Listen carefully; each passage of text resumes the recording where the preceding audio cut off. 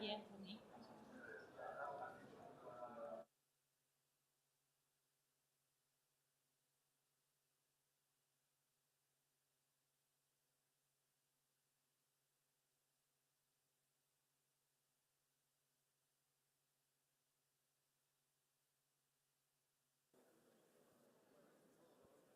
Test.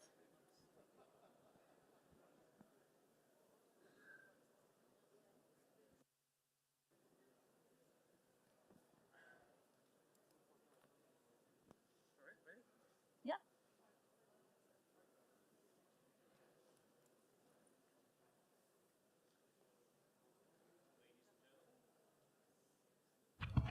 Ladies and gentlemen, welcome to AIIB's annual meeting and the flagship seminar promoting resilient connectivity in Asia and beyond.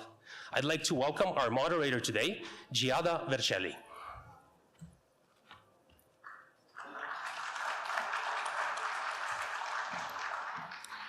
Welcome everyone to the flagship event of AIIB 2024 Annual Meeting, promoting resilient connectivity in Asia and beyond. My name is Giada Vercelli and I am honored to be the moderator for this session, and of course I thank AIIB for this wonderful opportunity to be with you all and to investigate together with our esteemed group of panelists what connectivity means. Connectivity lies at the core of economic growth and development, yet many AIIB members face significant connectivity constraints. Recent natural disasters and geopolitical events have shown the need for improving infrastructure and connectivity resilience. High transportation costs and long travel durations hinder interregional economic integration and cooperation.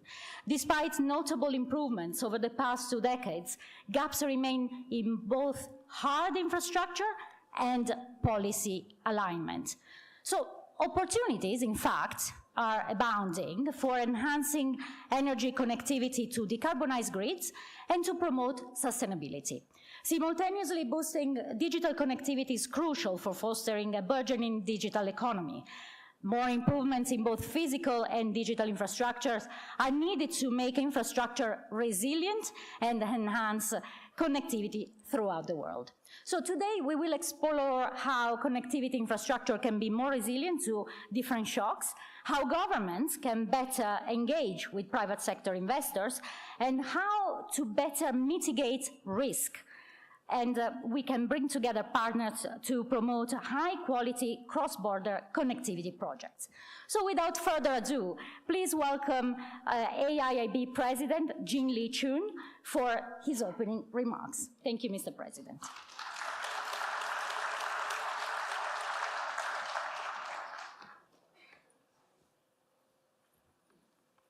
Thank you. Distinguished members of the Board of Governors, distinguished panelists, ladies and gentlemen, good morning. It's truly a great honor and privilege to introduce this flagship seminar on a vital topic of promoting resilient connectivity in Asia and beyond. Improved connectivity has been critical to improving living standards over the course of human history.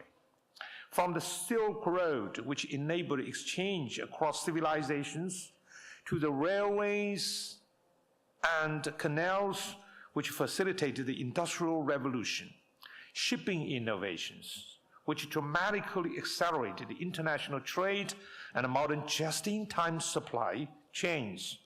Improved connectivity has brought with it great economic progress and opportunity.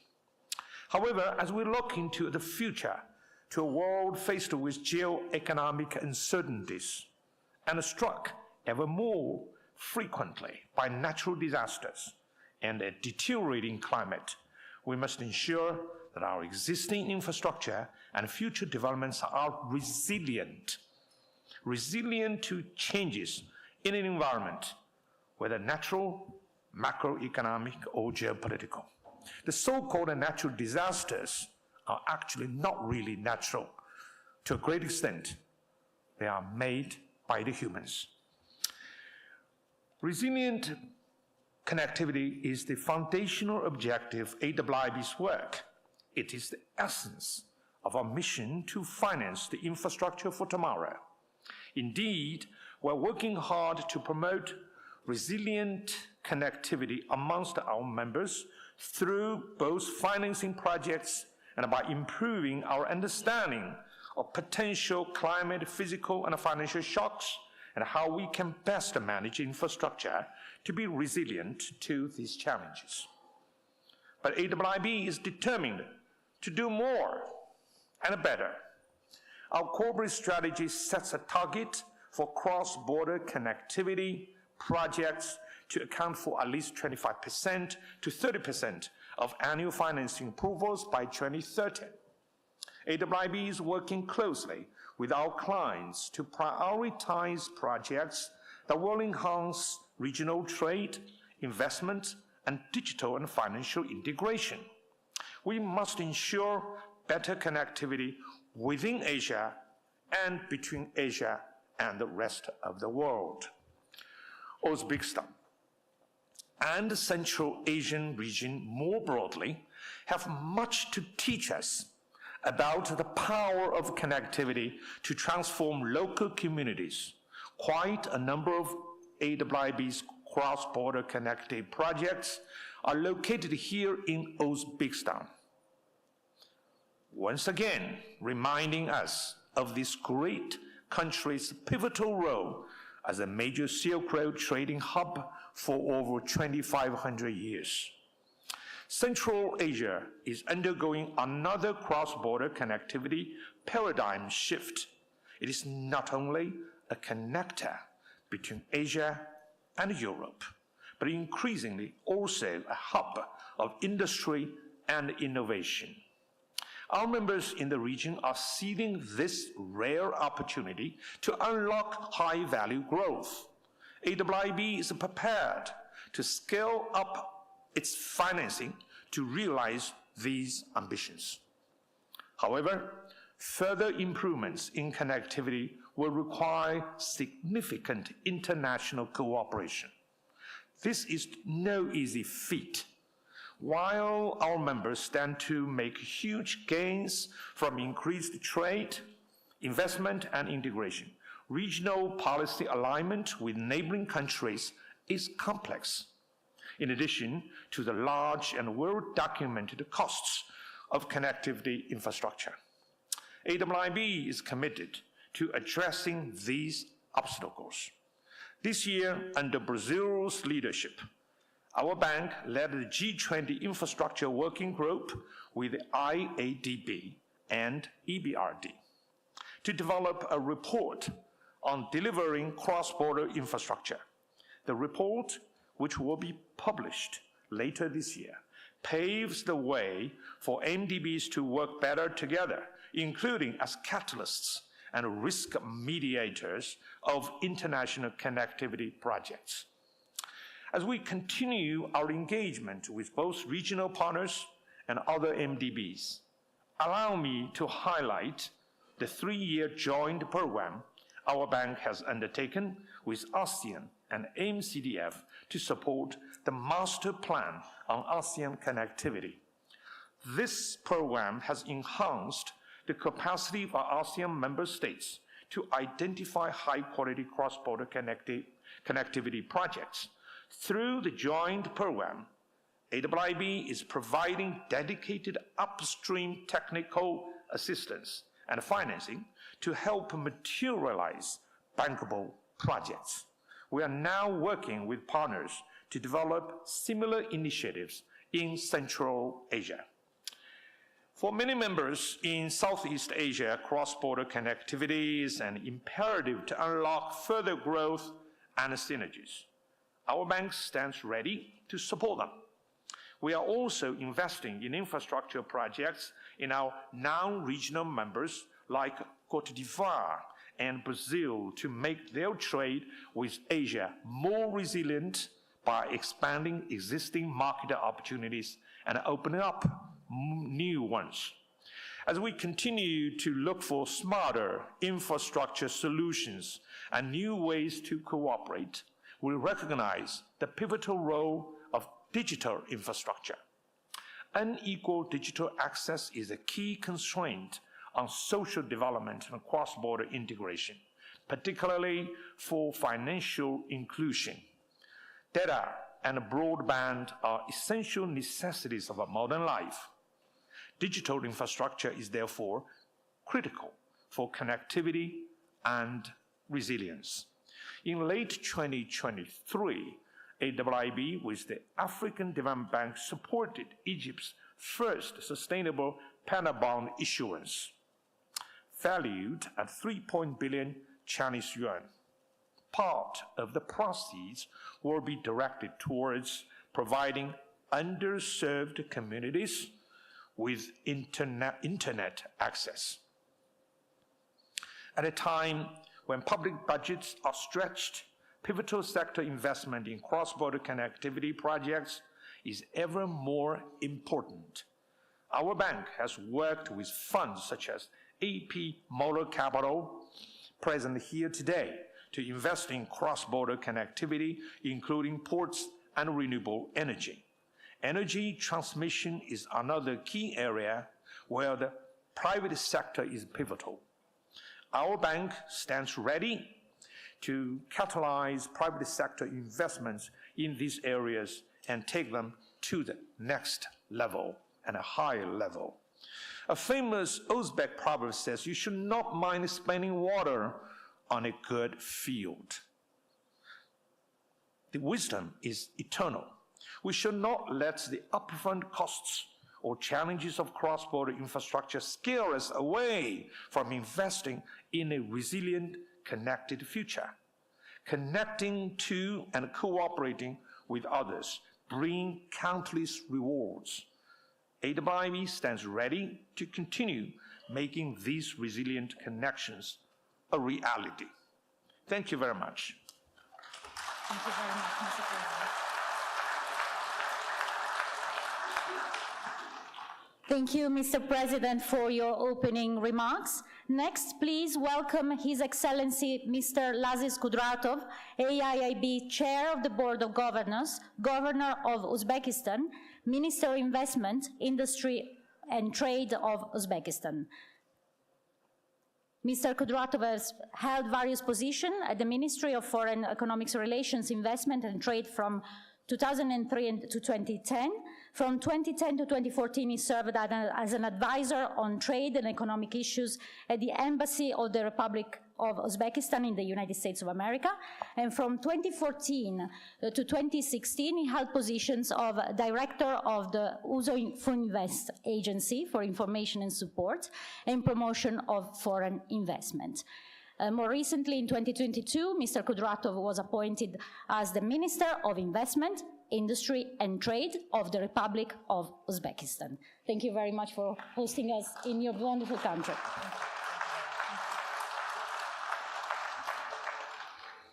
Dear President Chin, honorable colleagues, dear guests, it's both an honor and a privilege to address today on the vital topic of promoting resilient connectivity in Asia and beyond.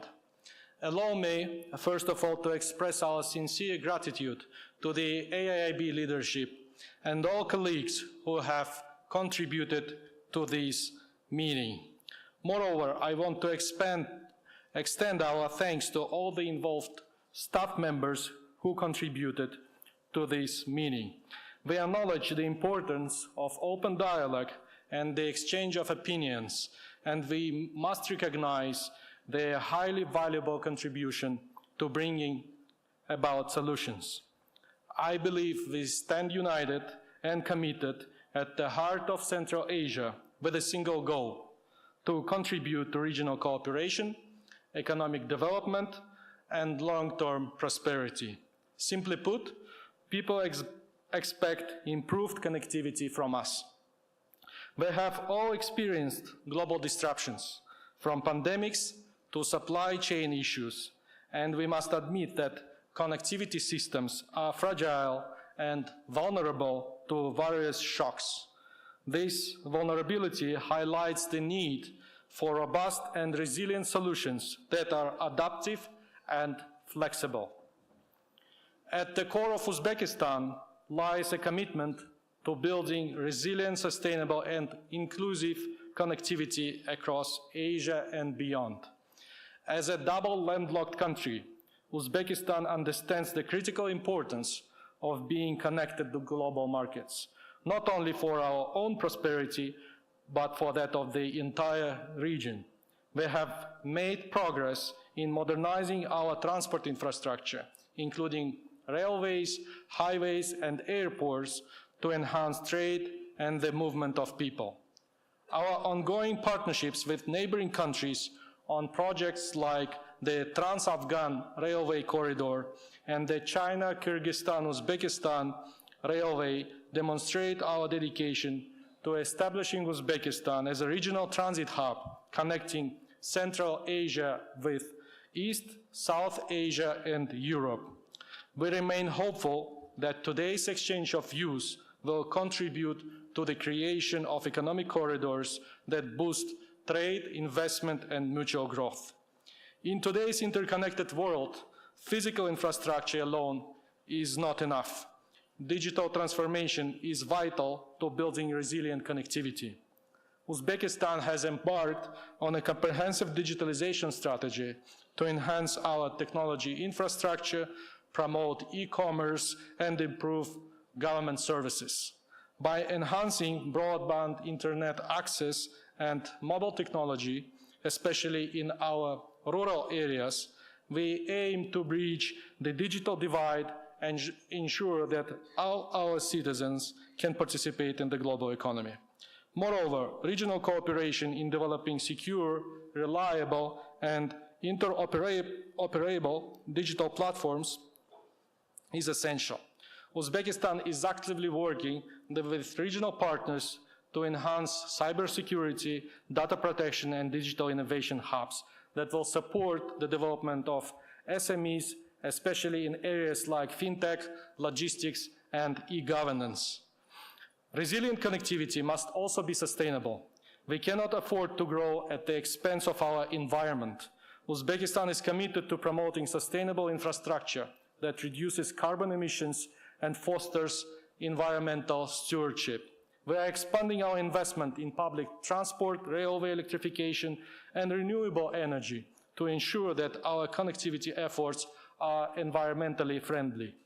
We call upon our partners in Asia and beyond to join efforts in making sustainability a central pillar of connectivity initiatives.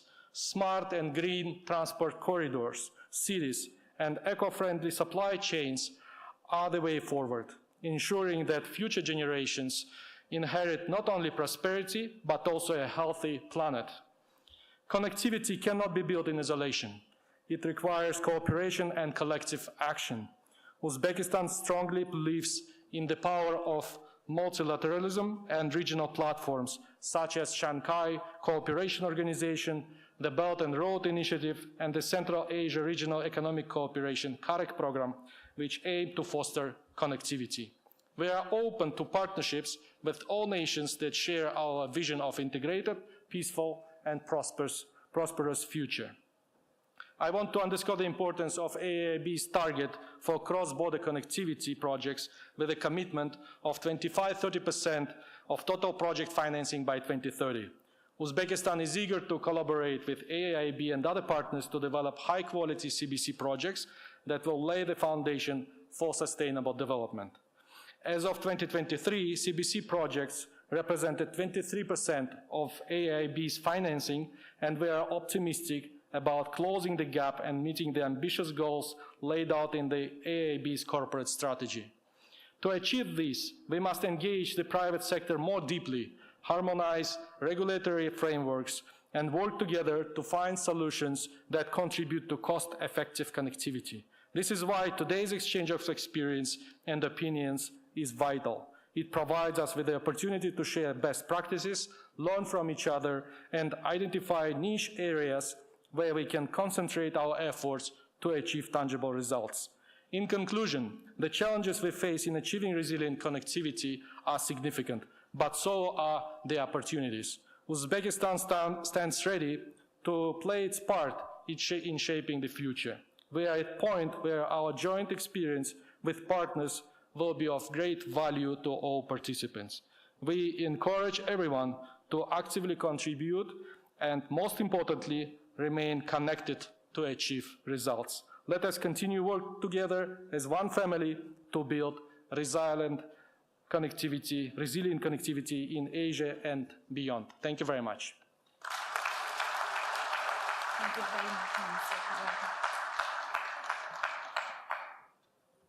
Thank you very much, Minister Kudratov. And next, we will begin our panel discussion. I would like to welcome panel members in alphabetical order of organization or economy they represent. So first, please welcome AIIB Vice President for Policy and Strategy, Sir Danny Alexander.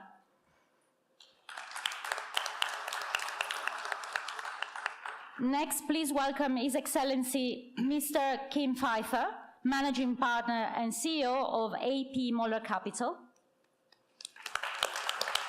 Prior to his current role, Mr. Pfeiffer was a member of the exclusive executive board of the AP Moller Maersk Group and CEO of APM Terminals.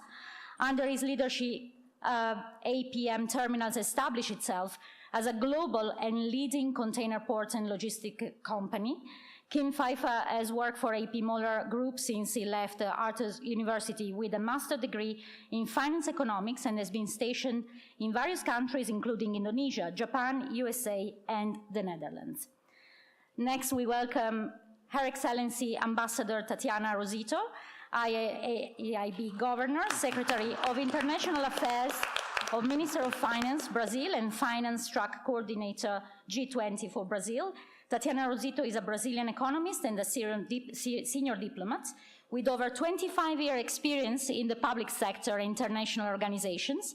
She worked for more than 12 years in Asia, where she was a senior consultant at the New Development Bank in Shanghai and chief representative and general manager of business development in Asia at Petrobras. She has also worked as a Brazilian diplomat in China, Singapore, and held various positions in Brazil trade, climate, and planning finance. His Excellency, Mr. Liao Min, AIIB alternate governor and Vice Minister of Finance, China.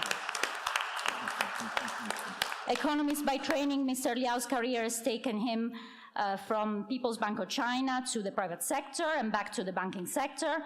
He then joined the China Banking Regulatory Commission, where he served as the Director General and then as the Office of the Central Commission for Finance and Economy as Vice Minister, before finally assuming his current role.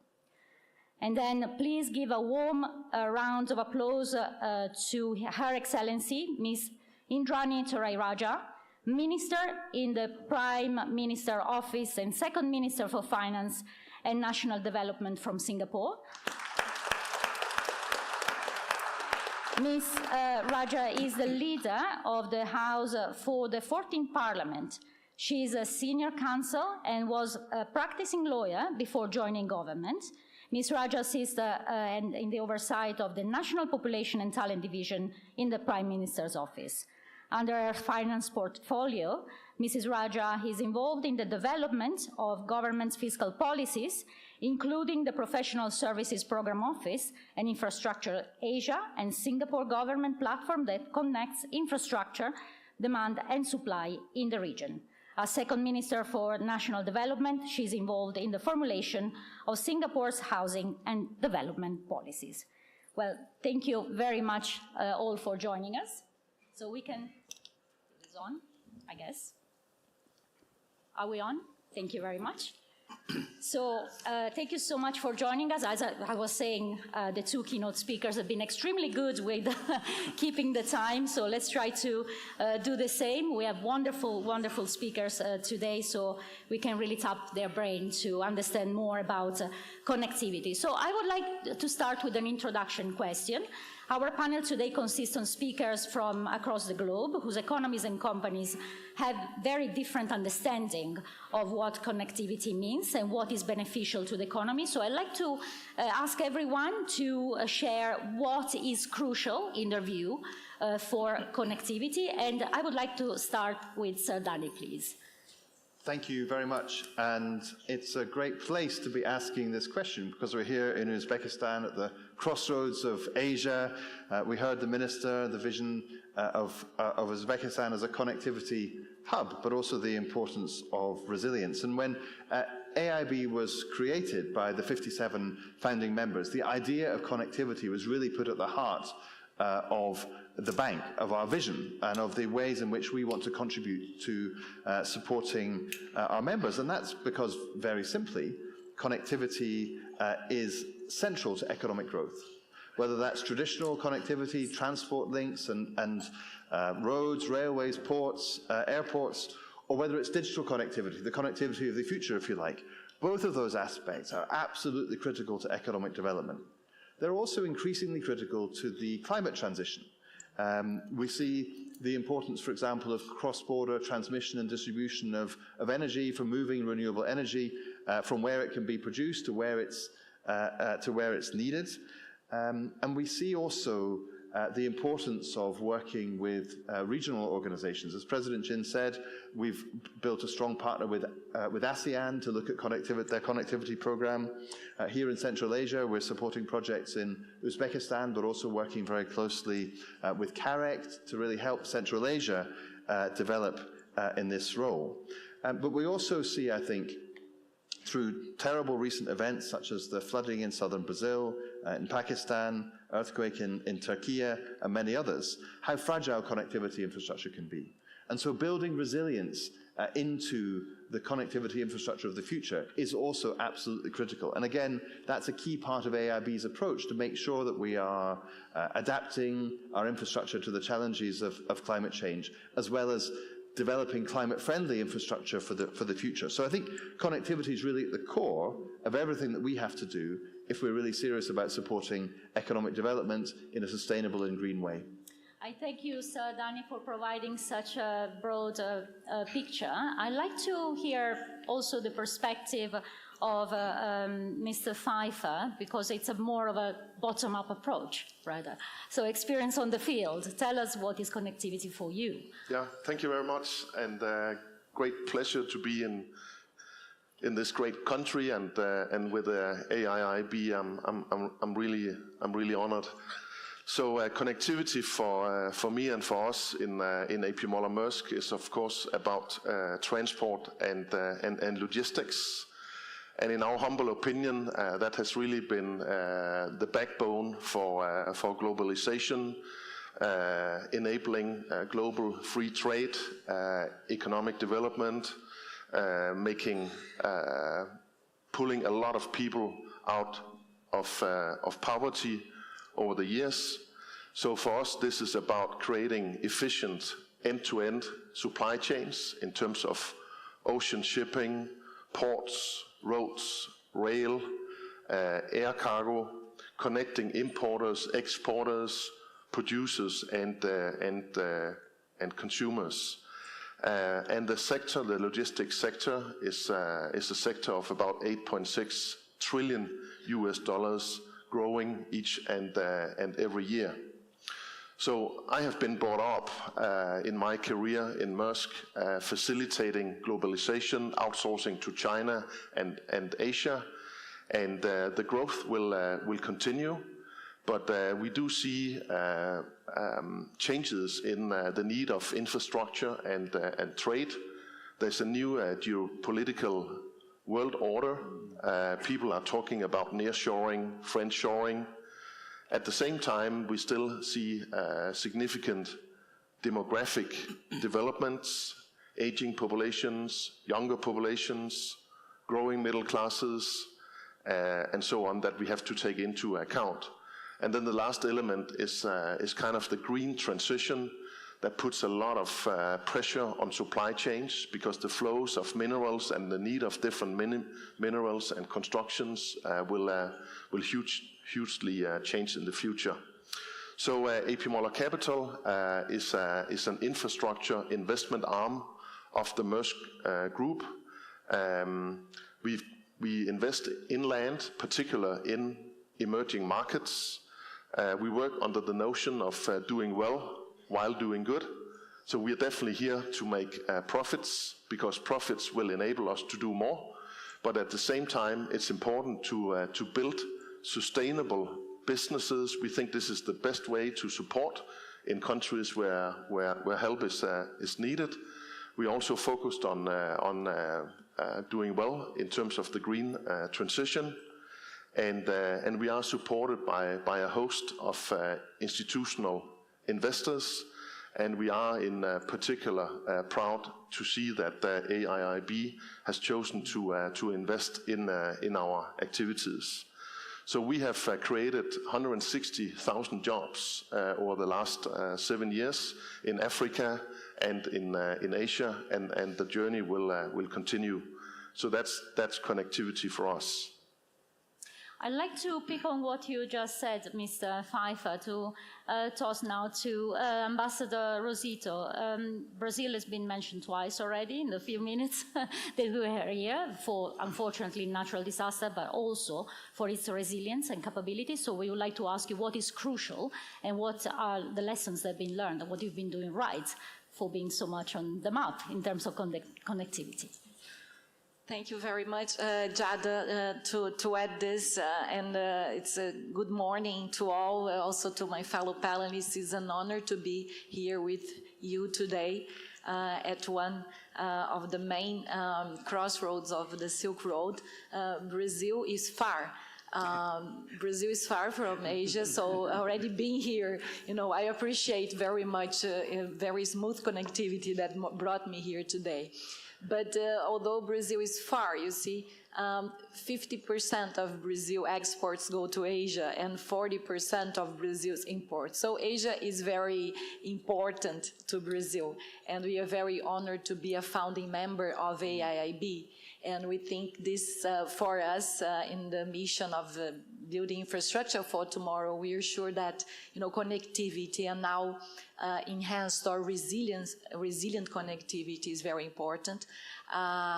It's true we faced this recently, the flood, and I also want to flag that we have been working swiftly. AIIB, came to us, and we have been developing some projects with having in mind the concept of building back better.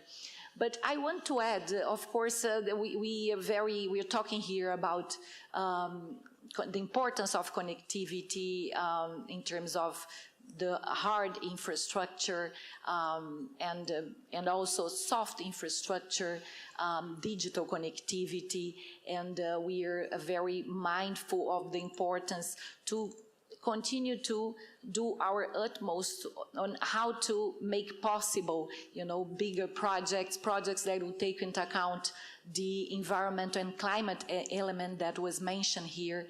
I think I would like to bring also some, to discuss the concept of connectivity, where really we are here to connect people, to connect different ways of doing things, and also different stakeholders which have different risks. And I think one of the main also roles for MDBs, and one of the main challenges that we have ahead, is how to reinvent this risk sharing, the balance, so that we can have very resilient infrastructure projects that will last for long, and that will also protect our peoples in face of natural disasters that, as very rightly pointed out by Mr. Jin in his comments, they are not always natural disasters. Then we could avoid them, or we could try to prevent them in having better infrastructure. I also want to I'll add one more element that I think will help us build resilient infrastructure, is to have inclusivity in mind always, to have balance, to have, a social inclusivity, to have gender balance there, and also to have very strong components of mitigation and adaptation. I think that when you have infrastructure also that will serve to all, right? That will serve to all, and that will also help address regional disparities and local disparities and gender disparities. They are bound to live longer, to resist, because they will also be, the result of a balanced weighing of risks and also of the different views of different stakeholders. And I think that also values for cross-border connectivity, where we have great challenges ahead. And in times of also difficult, in terms of geopolitical risks, I think we have to double down on that. We have really to push for more connectivity, cross-border connectivity, having in mind that this is also a means for increasing our dialogue and resilience as a world. Thank you very much, Ambassador Rosito. And I would like to leave the floor now to Vice Minister Liao. What is your view on what has been said? Okay, thank you, Gita. And first I want to say, Tatiana, Brazil is not far. We have met, many times this year, right? Many people travel to Brazil many times within the year, so it's not far, right? So I think I'm going to talk a little bit about the connectivity based on the China experiences. So I think our understanding about the connectivity actually evolves over time. So at the very beginning, we think connectivity used to be all about the hard infrastructure. So in China, we always say if you want to get rich, you need to build the roads first. So since the economic reform and opening up, China has substantially improved our inter-regional connectivity by investing in transportation, energy, and communication. And that is hard connectivity. So with improved this connectivity, so you got a flow of goods, commodities, labor, capital, and other, the economic factors. So China was able to build the domestic market and also emerge into the global supply chain. So that's the well-known story of China economic takeoff. So later on, we realized the soft connectivity, that is your institutional rules and arrangement, that's even more important. So with the good policy dialogue, alignment of your strategic planning, as well as the rules and the standards, so infrastructure can play a bigger role. The infrastructure can play the bigger role for economic integration. So therefore, we think that both the hard and the soft connectivity actually complement with each other and reinforce with each other. And now we think the connectivity also means the people's mindset cooperation. I think the technology innovation and the globalization have made it a more possibility for the whole world to connect together than ever before, right? However, I think we need the cooperation based on people's shared value. I think nowadays, the mindset of decoupling, de-risking, or building those small yards and high fences by certain countries, that actually have a huge impact on the connectivities of our global economy. So IMF have the estimation that it could be the loss could be as large as 7% of the GDP, it's global GDP. So I think in contrast, the win-win cooperation like the Belt Road initiatives, actually brings the benefits for everyone. And also China Railway Express under the One Belt Road has become one of the most effective trade channels, also attract the substantial investment and create thousands of jobs. So in essence, I think a lot of people are talking about this. I just want to re-emphasize this is a very important issue. So the connectivity of people's mind in today's global economy is the most important thing, because we need to remember people need each other. Yeah. So we need to go beyond the physical and the soft connectivity and focus more on the cooperative mindset that essentially makes connectivity work better in the future. Thank you. I stop here. And that's wonderful. Actually, it's a wonderful opportunity to discuss it with Minister Indrani, because Singapore is a melting pot or a juxtaposition of different minds, right? So it's wonderful to hear your impressions on what connectivity is. Thank you, Giada, and thank you to AIIB and our host country, Uzbekistan, for having us here. Connectivity is at the heart of Asia's dynamic and resilient economic growth. According to a study by the ISIS Yusuf Ishaq Institute, there is a virtuous cycle or virtuous growth cycle that exists between connectivity, trade, and investment. This virtuous growth cycle has been one of the driving factors that has led to the emergence of global supply chains, particularly in Asia. However, we are now living in a time of great uncertainty, where disruptions, geopolitical fragmentation, and prolonged regional conflict have led to volatility and shifts in the global supply chains.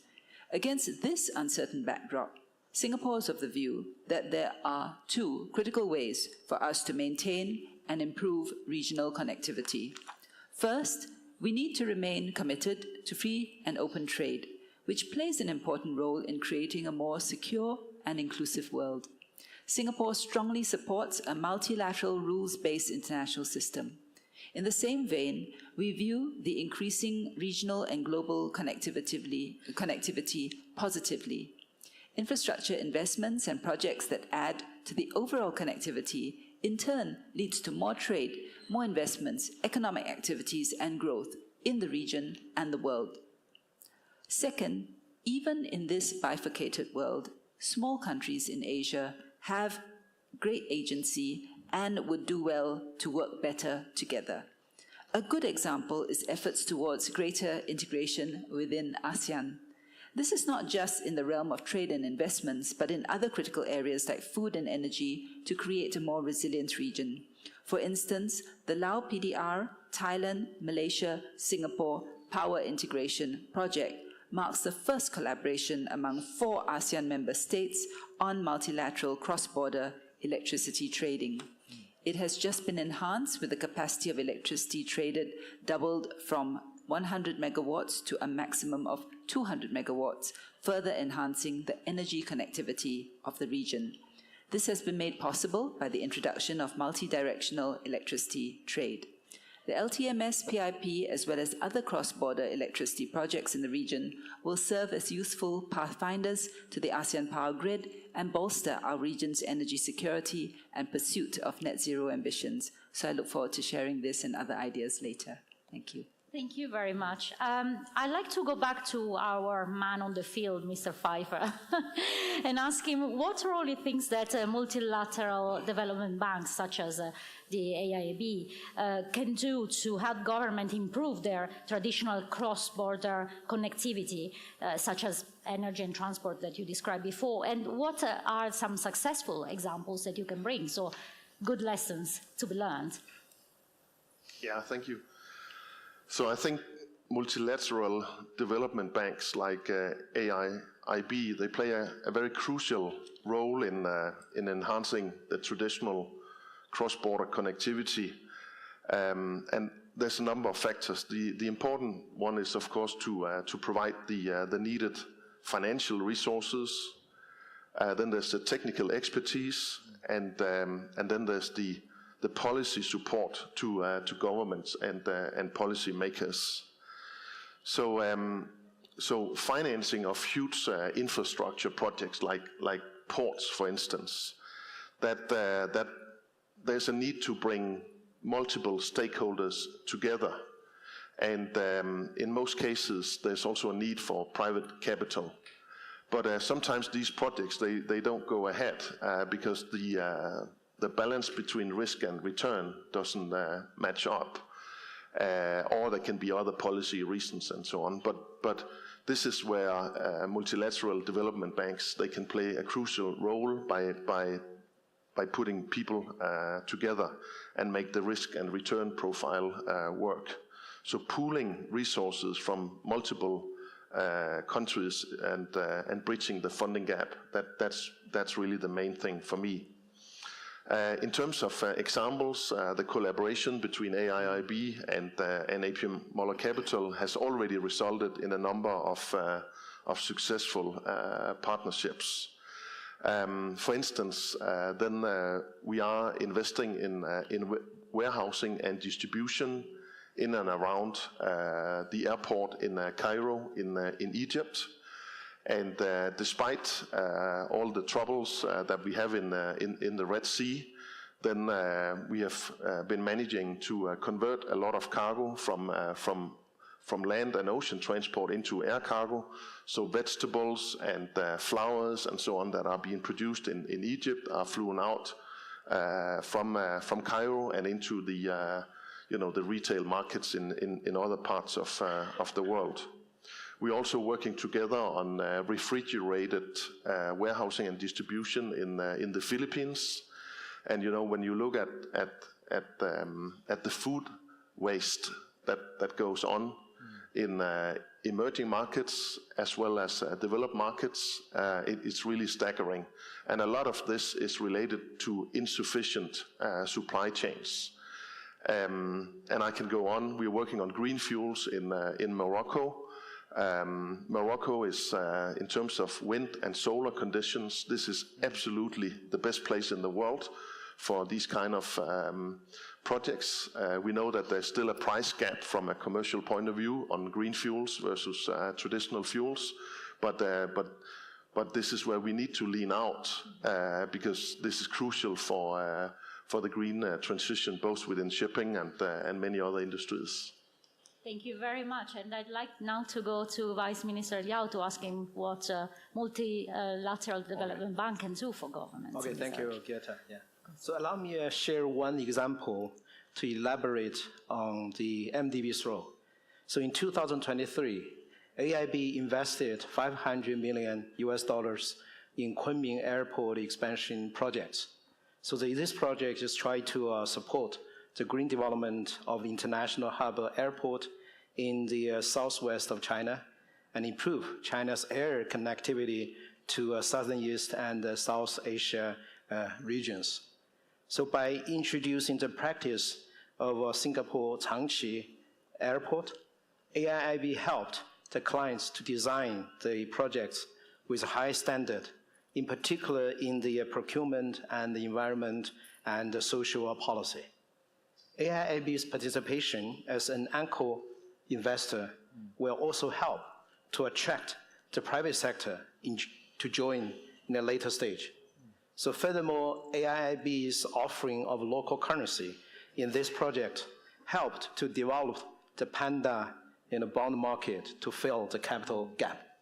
So this example clearly shows the AIIB's or MDB's value, at least in 3 areas. First, ensure the high standards and well-tested practices in project preparation and implementation. And second, the innovative financial instruments to crowd in the private sector. Third, facilitate the knowledge sharing, at least as the lessons learned from this project can be replicated in other members of AIIB. So to sum up, I want to say that based on this example, so I will say the standards, innovation, knowledge, and besides the capital, so MDB can play an essential role throughout the whole infrastructure project cycle so as to help countries to achieve high quality cross-border connectivity projects. Yeah, thank you. Thank you. And so one of the key examples mentioned here are in Singapore, the airport we were discussing. Minister Indrani, what is your view then? What is your experience of good examples? Well, perhaps let me just add 3 points on MDBs to what my colleagues have said. One is MDBs can help create a viable pipeline of connectivity projects. One key issue for connectivity in general is the lack of a pipeline of bankable projects, as well as their high developmental costs. MDBs working as a system can intervene upstream in the early stages of project preparation and also help to scale. This will make infrastructure an investable asset class and thereby lower the risk to both short-term and long-term investors. 2, connecting demand and supply. Linking up bankable projects with investors will be key in mobilizing much-needed private capital. The AIIB is well placed to facilitate this by bringing together private, institutional, and development finance players. For instance, AIIB recently launched the InfraTech Portal, a digital platform that shares information on infrastructure technologies, or InfraTech, and facilitates connections between providers, investors, and users. We should also leverage key regional events, such as the Asia Infrastructure Forum and the World City Summit, to conduct outreach activities to investors on the opportunities for investments in regional connectivity projects. And third, enhancing investor confidence. For instance, MDBs can leverage taxonomies to facilitate more financing flows. By providing clarity on activities that can be classified as green or transition, guarding against greenwashing. And in this regard, ASEAN member states have recently launched version 3 of the ASEAN Taxonomy for Sustainable Finance in March 2024, which will provide greater certainty on green and transition activities in the transportation, storage, construction, and real estate sectors to support the energy transition needs of ASEAN members.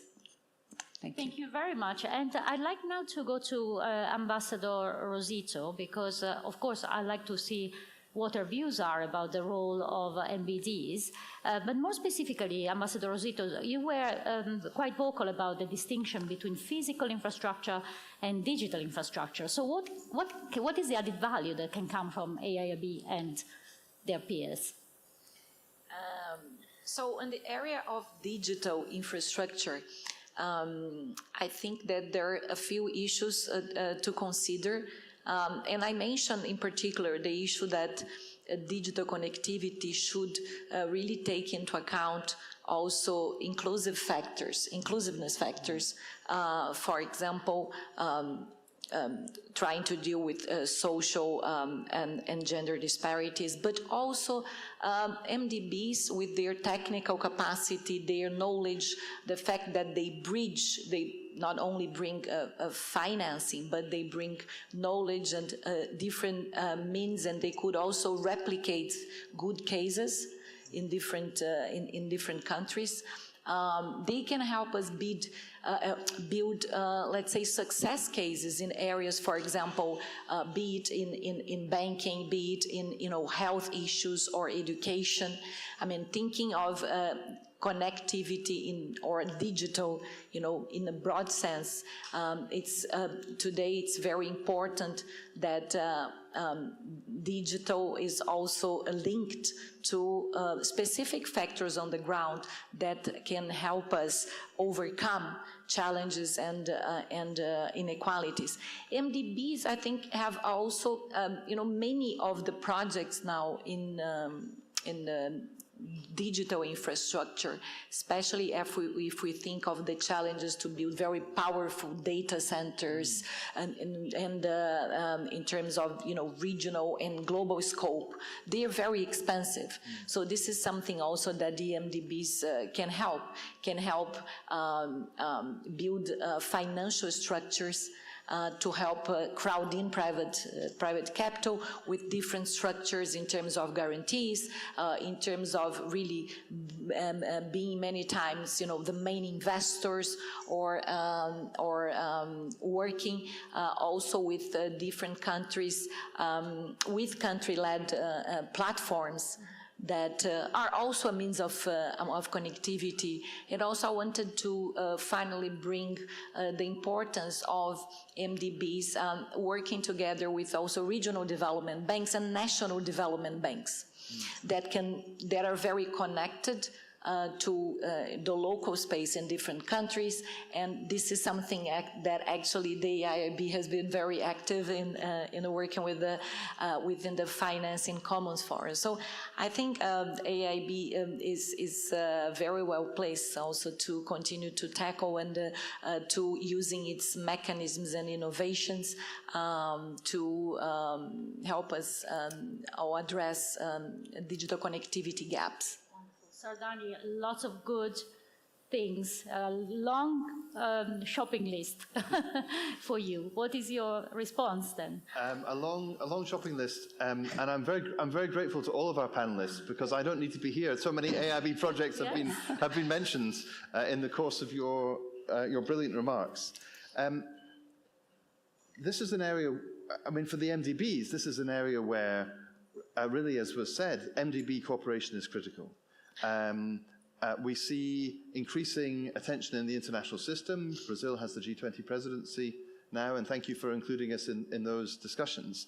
For MDBs to work together to scale up the financing for connectivity, for climate, and in many other areas. And I think, in particular related to digital connectivity, the connectivity of the future, if you like, there is a critical role. I totally agree with Tatiana that the inclusivity dimension is critical.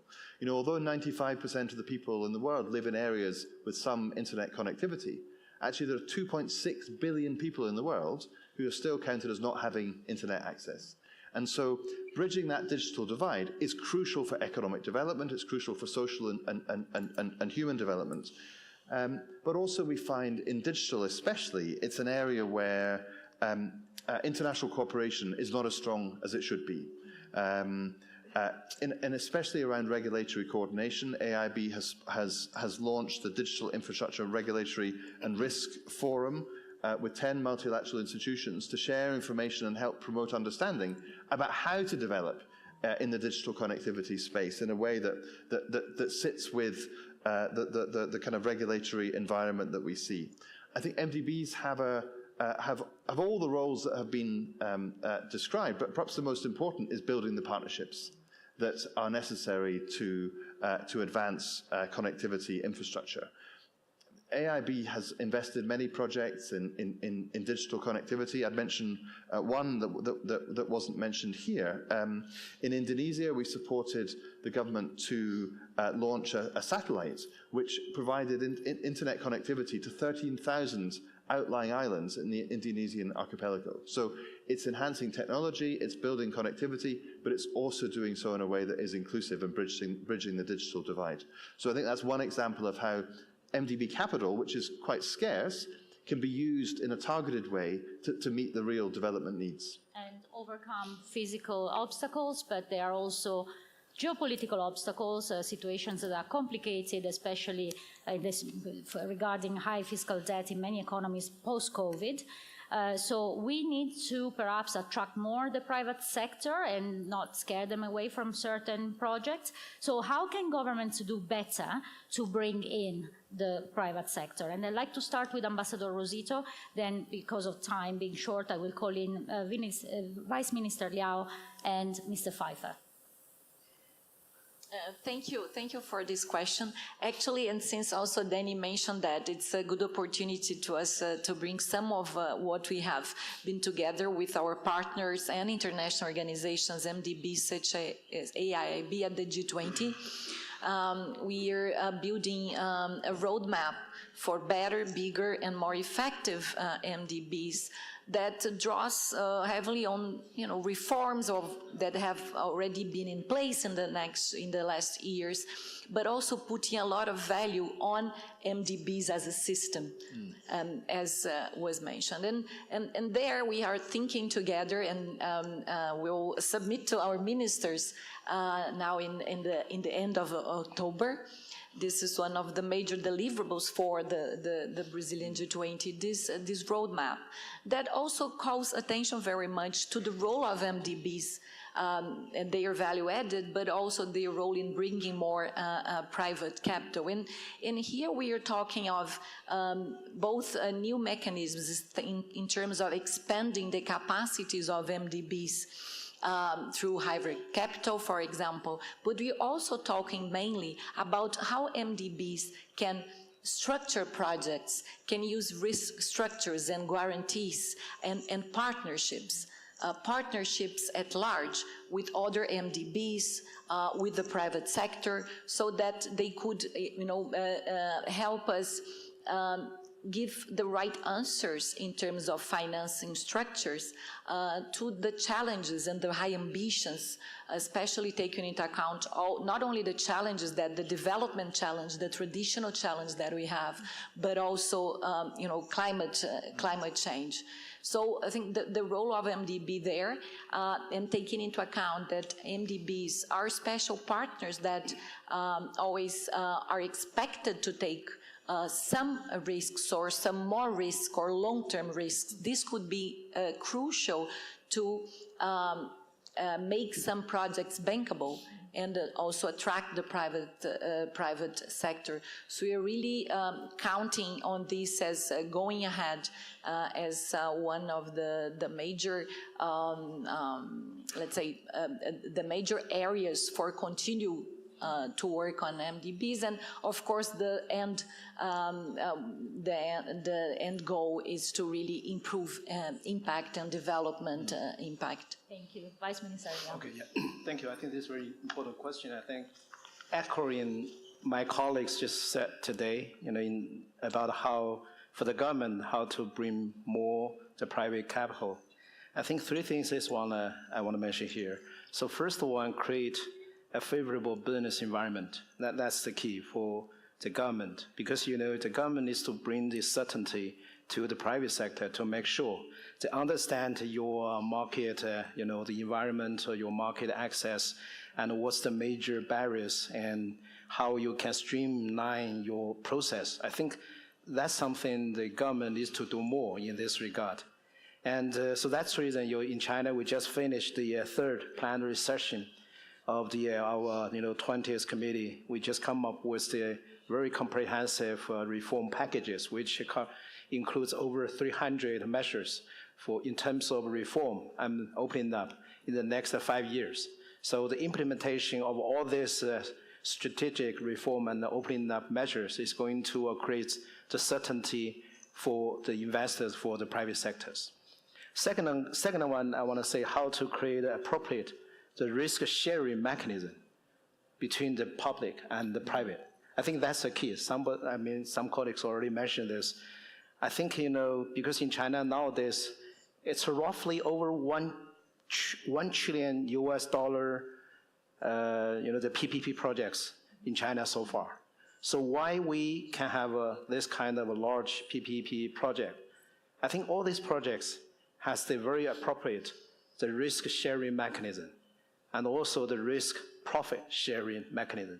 So to make sure the private sector have a confidence and willingness to join all these important, the projects. So you got to make the incentives right for the private sector. So they got efficiency, so they got encouragement. So therefore you can bring more capital in your infrastructure connectivities projects. The third one I want to say is encourage the high ESG standards and strengthen the monitoring.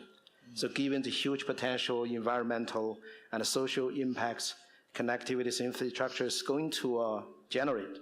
So from long-term perspective, it's crucial that the government could request the private sector to implement high ESG standards and enhancing the transparencies.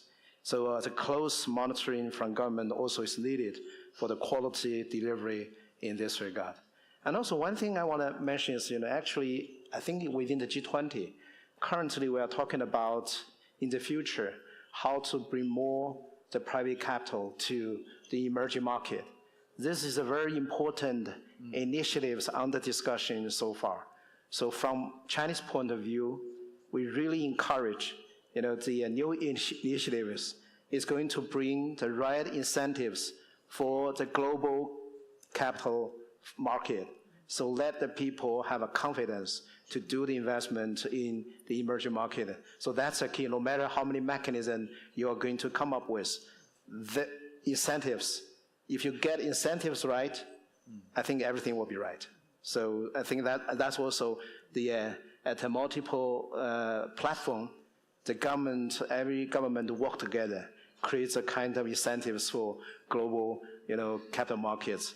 And I believe with the, the reduction of interest rates, if we continue that kind of cycle, so more global capital needs to find the new investment opportunities. So emerging market must be one of them. Yeah, thank you. Thank you very much. So where are the incentives, Mr. Pfeiffer?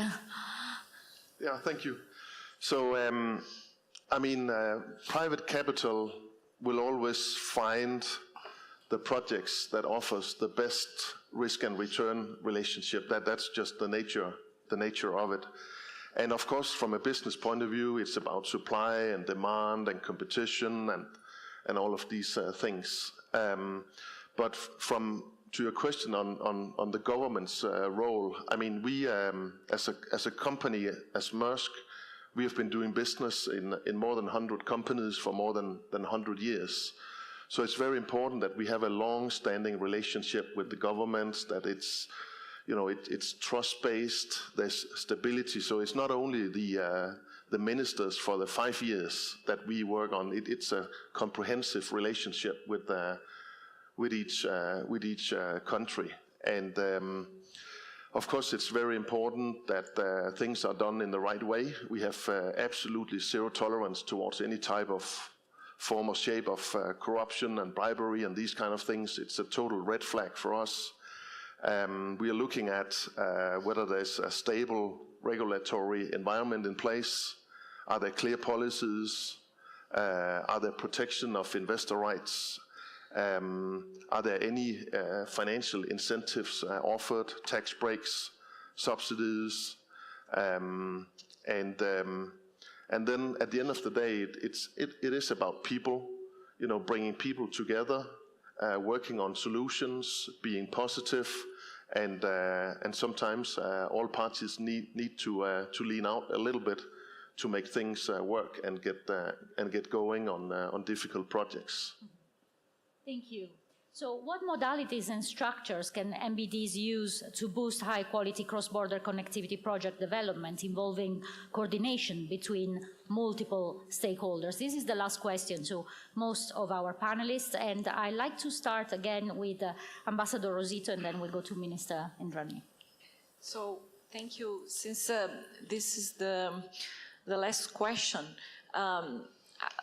in terms of the structures, I think it's there is also one issue I didn't mention before, but it's very important from the part of MDBs, and it's something that just going, we recognize that, and this has been alluded to by Liao Min, that the overall macro stability and also the business environment, they are crucial for attracting investments. So this is very clear, but they might be not enough, right? There are many risks and uncertainties in the horizon that sometimes they are difficult to overcome, difficult for governments, difficult for the private sector. And MDBs can help with their expertise over time to smooth some of these factors. I think one in particular that comes to, and that has been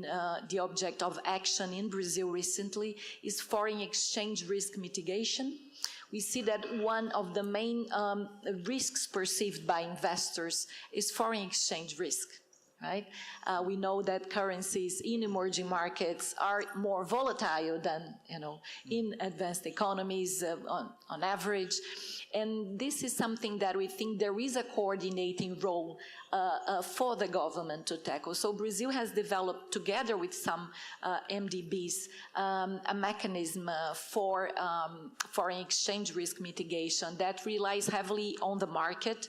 It also includes some specific incentives for blended finance, so incentivizing private capital to come together if a project fulfills some of the requirements in terms of, and this is especially related to our ecological transformation plan, a development plan in Brazil.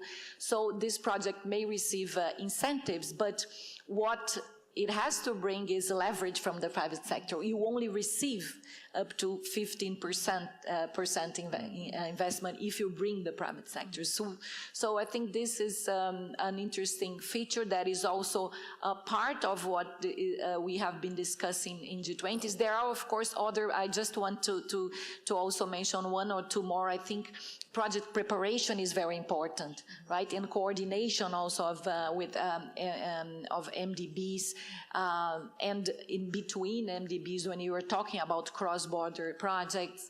Also the fact that MDBs can, harmonize some of their methodologies, something we have also been working on in terms, for example, of procurement and standards. MDBs already, of course, issue their a common methodology for, climate projects, but if not equal, but some interoperability, let's say, in between the different metrics of MDBs, and the fact that they will be easier also for beneficiaries than to navigate the system is very important. And I think AIIB has been, very, I think very vocal on the importance of not only as a very big co-financing institution, but on the importance of building partnerships and especially also mechanisms for project preparation. That's great. Thank you very much. Minister Indrani, you have the last intervention. Thank you. On how MDBs and other development partners can better collaborate and coordinate, fundamentally, crowding in and mobilizing private capital must be at the center of MDB operations. MDBs should systematically work together to scale up the use of innovative financing mechanisms to catalyze private sector participation. This is at the heart of what Tatiana and her colleagues are pushing for to create better, bigger, and more effective MDBs as part of the Brazilian presidency's G20 deliverables. MDBs today only mobilize $0.6 in private capital for each dollar that they lend on their accounts. So they should aim to at least double this target. And one way to do so is to shift up their business models from lenders to blenders. Blended financing and risk-sharing mechanisms are innovative tools. The challenge is one of scale. Blended finance is presently too fragmented, taking place on a transaction-by-transaction basis. Employing blended finance at scale to de-risk marginally bankable cross-border connectivity projects can therefore provide a useful pathway. Singapore is keen to see how the region can work together to scale up blended finance platforms to support green investments. Last year, Singapore, together with other development partners, announced a partnership known as Financing Asia's Transition Partnership, or FAST-P. We welcome more participants to come on board this and other similar initiatives. As an infrastructure financing and connectivity hub for the region, Singapore stands ready to deepen its collaborations with AIIB and all development partners to build connectivity projects that will support deepen economic and financial integration across Asia and beyond. Thank you. Thank you very much. And I thank everybody, of course, for their interventions today and for sharing their insights and experience. But I would like to take the opportunity to introduce for Sir Danny to give us some final remarks on what we heard today in his transition from lender to blender. So thank you very much. And it's been a really superb discussion. We've heard wonderful advice from AIIB's leaders of major members of AIIB, from clients. And I think it's an exciting time because despite all the geopolitical difficulties that have been referred to, we also see this moment in the international community where through the G20, countries are coming together and saying now is the time that we have to scale up the financing system through MDBs. We have to promote innovation, the lenders to blenders, the working together with the private sector. And that consensus that exists in the world now is really an opportunity for AIIB and other multilateral development banks to step up our work, to develop, to innovate. It's also exciting because, connectivity is changing. We're moving from, if you want to get rich, build a road, as Liao Min said, to the opportunities of digital technology to really bring everybody in the world much closer together. And so I think the main conclusion I would draw from this session is about the importance of partnerships. We talked about the partnerships between countries. In cross-border cooperation, you need neighbors to work together. We see wonderful examples of that here in Central Asia, with the CAREC group. You see it with ASEAN in Southeast Asia, the Greater Mekong sub-region, and many other such partnerships with whom AIIB works. We see the critical importance of building partnerships between public and private sector and deploying multilateral development bank scarce resources much more effectively to mobilize the private sector, to support the private sector, as we've been doing with AP Moller, for example, and we're really grateful to have you as a client and as a partner. And so I think it really strengthens our conviction about the important role that we as AIIB have to develop. We have to develop our bank as we grow. We've built a fantastic institution over the first 9 years, but there is so much more that we need to do, not just offering finance, but expertise, standards, as has been referred to, innovation, building investor confidence through our private sector role. And we can only do that by working with all of you here, working with the members and the companies here on the panel. Now, the question here was also about building resilient infrastructure. And the resilience piece has come out here also very strongly in this panel discussion, that with all the challenges of climate change, that we have to ensure that our connectivity is resilient to those changes, and at the same time that it's green, it's sustainable, and that we're helping to meet that challenge also. So I can say on behalf of the Asian Infrastructure Investment Bank, we are very excited to be part of this future agenda. We're playing our part through the G20, through the partnerships we're building with our clients, and we look forward to doing so much more. Unfortunately, I'm leaving AIIB next month, and my term is coming to an end, but I'm really excited to see what AIIB can do in the future to really deliver on this agenda. Absolutely.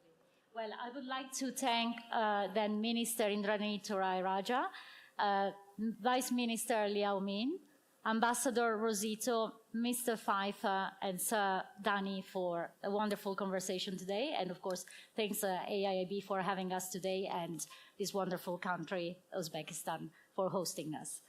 Thank you.